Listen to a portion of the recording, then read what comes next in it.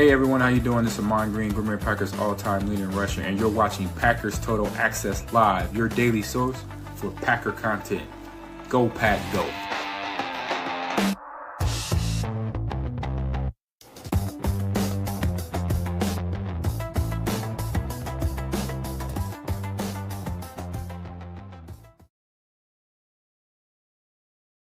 What's up, guys? Welcome into Packers Total Access. My name is Clayton. You can check us out on packernet.com. Find me on Twitter at Packers_access. Appreciate everybody jumping on here on this glorious December the 2nd. We're about 11 o'clock in the morning, my time. Been an eventful morning. Wanted to get this episode out a little bit sooner this morning, but some things popped up.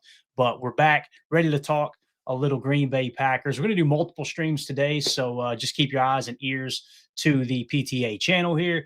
And what I wanted to talk about in this episode is Pat McAfee and AJ Hawk talking specifically about the Green Bay Packers. Not a very long clip, about a minute long, but them just kind of talking about the momentum the Green Bay Packers are creating as we inch closer to the playoffs and as these playoff seeds start to fall into place here across the NFL. So we're going to talk about that Packers momentum. We're going to talk about our new PTA power rankings, kind of give you guys an update of where the teams have shuffled around, where they sit currently, and Jordan Love's role in the momentum that the Packers are creating at the moment as well. Before we do, if you guys would do that YouTube stuff for me, hit like, hit subscribe. If this is your first time tuning into PTA, welcome. Thank you for making us a part of your day. We're not experts. We're not experts. We're not insiders. We're not media members. We're fans just like you talking Packers on the daily. So if you're looking for that type of content, make sure you hit subscribe and click that bell icon so you're notified when we do go live throughout the day. I know we got people following in the chat already. Jen in the house. Good to see you, Jen. Appreciate you so much. Mike Berry in the house. Good to see you, Mike. Love the fact that we have just random streams. People pop in here.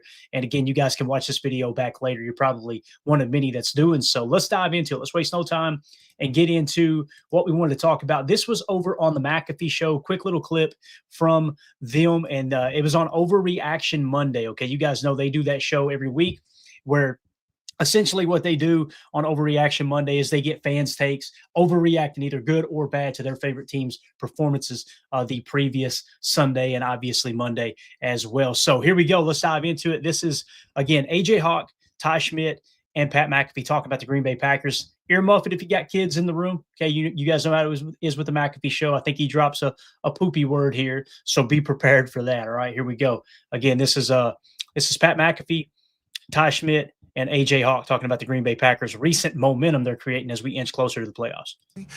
Colin Groom at Colin Groom. Hashtag I don't want to overreact, but Matt LaFleur is in his bag, bullying his way through the NFC North, and he's doing it from his barber's chair. The Packers will finish the season as the number one seed in the NFC. Hashtag never a doubt. Ty picks all these overreactions. Why this one for the Green Bay Packers? Just because, a lot of people have been shitting on LaFleur the last several weeks, even when they've been winning. And I thought Thursday, he coached to win that game. Like, they were very aggressive on fourth down. Like, they kind of needed to bully the Lions to do so. And Diggs has been talking about it. I basically want to do whatever I can to make sure that Jeff Hafley stays the defensive coordinator of the Packers. So he's not. Anytime I can give LaFleur all the credit. So obviously Tone Diggs, big Pittsburgh Steelers fan, and there's other fans that are like, hey, man, I'd love to have Jeff Hafley as head coach, right? So obviously what Ty's saying here is, hey, let's just give LaFleur all the credit so the buzz is minimized around Jeff Hafley, obviously. Credit for them winning and none of it to Jeff Hafley. I'm going to continue to do that. That's smart play. That's an ownership move. That's what you are. You're an owner of this Packers team. AJ, they got obviously the Bears a couple times down the stretch. You think the Packers showcased on Thanksgiving that they can be a team that can actually win the Super Bowl? Oh, absolutely. That's why I think because we had a lot of great games yesterday, like you forget about what these guys did on Thanksgiving Day. But yeah, this is one of those things we talked about. This could have been a little turning point for the Green Bay Packers this year where they kind of put their foot on the gas and don't look back now. Jack White and Eminem. Killed. Great. Yeah. Killed. Absolute domination of a half.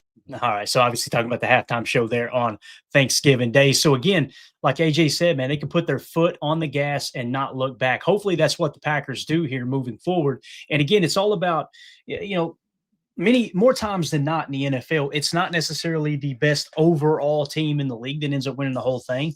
It's the team that kind of puts it together towards the backside of the season as we seen in 2010 with the Green Bay Packers. You've seen it with Philly too.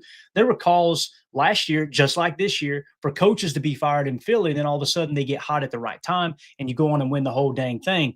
It kind of feels like that's where the Packers are currently in terms of kind of, just hitting their stride at the right moment. So definitely something you want to keep an eye on as the season continues to move along. You want to be playing your best football as the playoffs approach. Now let's take a look at the updated PTA power rankings here. Okay. And if we dive in again, just a quick recap, what we take into account, guys: winning percentage, offensive scoring points per play, defensive scoring points per play, offensive yards per play, defensive yards per play allowed, turnover margin, and that'll give you this final grade. We'll make sure we're sorted out here. So again, here are the top 10 in our PTA power rankings. We got the LA Rams 1, Indianapolis Colts 2, Seattle Seahawks 3. Your Green Bay Packers are now in the number 4 spot. The New England Patriots, which we seen last night, played one hell of a ball game there. They're 5th. Detroit is 6th. Denver 7th. Houston's 8th. Philly is 9th, and Buffalo is 10th. Now you're going, whoa. There's some teams on down this list that I feel like are probably better. Many people see Chicago as a much better team, right, than some of those I just mentioned. Well, why are they so low on our rankings? This is why. Again, the thing that's keeping them up towards the top of the list the most is their winning percentage and their turnover margin. Turnover margin, they're 1st in the league. Winning percentage, they're 3rd in the league. Okay, now what's bringing them down? Obviously, it's the defensive points per play and defensive yards per play. Their defense is played like cheeks. However, they're taking the ball away, which is the most important statistic. We talk about this all the time on game day, that you win the ball, you win the game. That's a Matt LaFleur quote, right? And I'm sure he didn't create that. I'm sure he's heard other coaches over the years talk about that. If you win the turnover differential, you have an extreme advantage over winning the ball game. It all comes down to protecting the football and taking the football away. And then, of course, the middle 8 we talk about all the time. Back to the Green Bay Packers. Why are they sitting in the number 4 spot? They're 6th in winning percentage across the league, all right? Their offensive scoring offense, points per play, is 10th.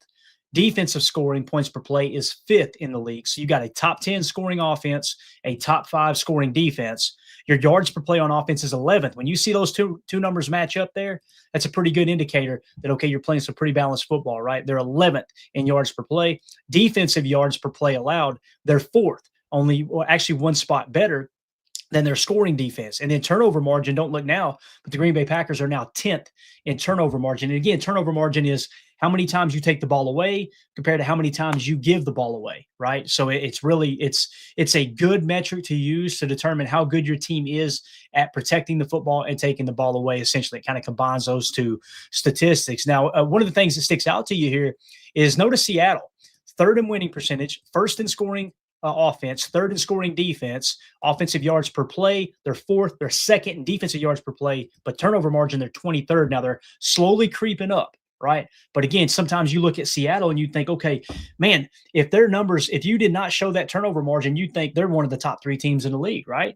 Well, essentially what you're looking at here with our rankings, that's true. But the turnover margin, if you were to go that route, that's how they're losing some of these games they otherwise should win based off of their efficiency when you remove their turning over of the football, right? So again, just want to kind of give you an update there. The Packers are currently in the 4th spot. The Chicago Bears are in the 12th spot. Now, Detroit, we've got in the 6th spot. What's bringing them down? Their winning percentage. Winning percentage, they're 13th. They're 3rd in offensive scoring, 14th in defensive scoring, and then they're significantly better really in yards per play allowed on defense at 11 in the 11th spot. So better than their defensive scoring, obviously. Their turnover margin 7th. So Clayton, how is their winning percentage 13th? Again, when all these numbers look pretty good and their winning percentage is down, pretty good indicator that you got bad coaching going on, i.e. Dan Campbell going for it on 4th down like he's a riverboat gambler, costing his team wins all season long. We've seen it this entire time, right? So, again, that's just something else to kind of take into consideration. You guys remember JMO, right? Jameson Williams, I think is his name, right? What happened on Sunday? They went for it on 4th down. He dropped a pass on 4th down after he ran his mouth all game long. Then he drops the most crucial pass of the game for him, right? Going for it on 4th down right there. Passing on, I think it was a 4th and 1, if I remember correctly. You guys correct me if I'm wrong in the chat. So, again, that's how the PTA power rankings currently sit. Now, let's switch gears and talk a little bit about Jordan Love. Like, okay, what role is Jordan Love playing in the fact that the Packers are so hot right now? I want to give a shout out to a person on Twitter here, Freeze. It's at Freeze Sports 1. Put this tweet out, and I'm not sure where he got the graphic from, or I would give credit there. He did not list it. But Jordan Love in Week 11 or later, his career as a starter, We always talk about Toyotathon. And the Jordan Love haters always roll their eyes. Oh, yeah, what's Toyotathon? Blah, blah, blah. It happens every year. In week 11 or later, Jordan Love's numbers are he's 14-5 as the starting quarterback. His completion percentage is 67.2. Mind you, that's 2 points higher than Aaron Rodgers' career completion percentage, first ballot Hall of Famer. Touchdown to interception ratio, listen to this, 34-2. 34 passing touchdowns to 2 interceptions is his touchdown to interception ratio week 11 or later, i.e. Toyotathon, right?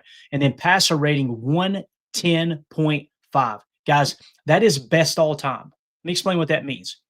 If you take every quarterback that's ever played the game of football, okay, and you factor in how they've played week 11 or later, there are no quarterbacks in the history of the game that has a better touchdown to interception ratio of 34-2 and passer rating at 110.5 in week 11 or later. In most cases, quarterbacks' numbers will actually dip as you get into the colder weather football. Jordan Love seems to get a little bit better. That is a great, great, great thing for Green Bay Packer fans and the fact that we play at Lambeau Field. So really, really cool numbers there from Jordan Love. Again, he continues to play a huge role. I'm going to show you one quick clip here. We got to keep it brief, but this is one of the dots he threw on Thanksgiving Day. This is that touchdown to Dontavion Wicks that obviously we've rehashed it 1,000 times, and you could see Dontavion Wicks, balls in his hand, right foot down.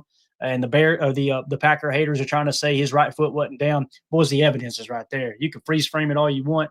You can go back and watch it in super slow motion. You can see he has possession, right foot down, left foot down, touchdown. But watch this dot from Jordan Love. I'm going to go half speed here just so you guys can really appreciate it. Let's roll it.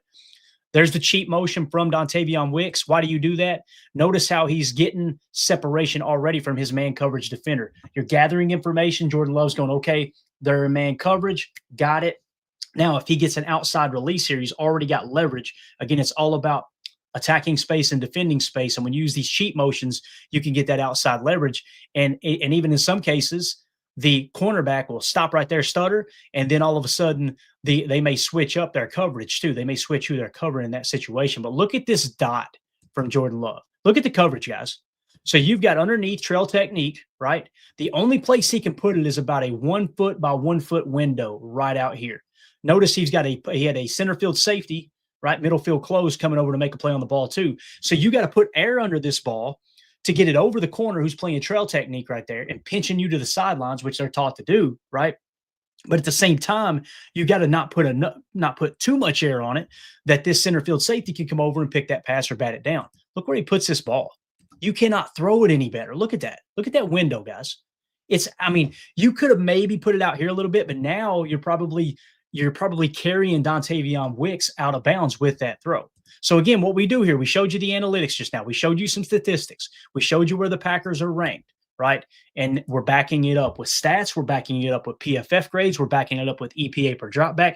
And we're backing it up with the tape. Show me the plays where Caleb Williams is throwing a dime piece like that in the corner of the end zone in between two defenders. I'll wait. There may be one or two. We see them from Jordan Love every single week. He's just been on an absolute tear. And one last thing I want to say about Jordan Love here, just kind of playing into this. And we're going to talk a little Caleb Williams later. Look for that video to come out. Ben Johnson had some very, very, very interesting comments about his starting quarterback. Well, specifically the passing game, which we know who he's talking about, and that's his starting quarterback. But here are the quarterback efficiency numbers from Kevin Cole over on X. Give him a follow. There it is, at Kevin Cole ____. So 3 underscores after at Kevin Cole. He's a great follow over there. Quarterback efficiency, EPA per play, minimum 150 dropbacks through week 13 Sunday Night Football. So this did not include last night. Jordan Love plus 0.31, and that's roughly 3 points here, let's say. Higher than Drake May at a 0.28. Then Patrick Mahomes, who's trending up, don't look now, 0.24. Josh Allen, 0.24. Dak Prescott, 0.23. All of a sudden, Jordan Love, what he's been lacking are some of the gaudy numbers, a bunch of passing yardage, a bunch of passing touchdowns. So he goes out there on Thanksgiving Day, gets his turkey leg, and in the process, those 4 passing touchdowns, no interceptions. don't be surprised if all of a sudden Jordan Love starts to skyrocket in the MVP race. Not that that matters to us Packer fans. We've got plenty of MVPs on the shelf, probably more than just about any franchise in the history of the game, if not any franchise. It's all about winning that Lombardi, but it's just nice to know one of the reasons this Packers team is starting to surge at the right moment, just like A.J. Hawk and Pat McAfee were talking about, is because Jordan Love is playing lights out because, of course, it's Toyotathon, man. We all know what it's about, this right here. Now he's got a co-pilot with Micah Parsons absolutely dominating as well. And I will say this too. Historically, Matt LaFleur, if I remember correctly, he's usually had a really, really good December. So why not just pile on to the whole car sales theme here and go from Toyotathon to a December to remember? I think it's Lexus that does that. So let's just dive right into that. Go ahead and give Coach LaFleur one of those sponsorships. It's a good combination to have when you got a quarterback who's not affected by the cold weather. Right. He's young enough that the cold weather is not going to affect him for probably at least 5 to 7 more years. Seems like once you crack 30, 32-ish, somewhere around there, the cold starts to creep in a little bit on these guys. I know it's affected me as a human being working out in the cold. I used to love the cold. I'd be the dude who prided myself on having one layer of clothes on out there with 20-degree weather. And now I'm out there bundled up like Ralphie's little brother on A Christmas Story. So it sucks getting old. That blood starts getting thinner. But really excited about what the Packers do here moving forward. I want to know what you guys think in the comments. I know I see everybody in here in the chat. Appreciate y'all tuning in. Let me know in the comments if you're watching this video back later, okay? Let us know what you think about the Packers' momentum that they're creating. Do you think it's well-versed there by the McAfee Show? Do you think it's maybe a little overhyped? Do you think it's underhyped? Do you think the Packers might be the hottest team in the league? Because, again, when you talk about the key positions, those spots of the game that's so important, we're talking about edge defenders and pass rush. We got the box checked, right? You're talking about run defense. We got the box checked. You're talking about a franchise quarterback, MVP caliber quarterback. He's in the running for the MVP now, at least top 5, maybe top 3.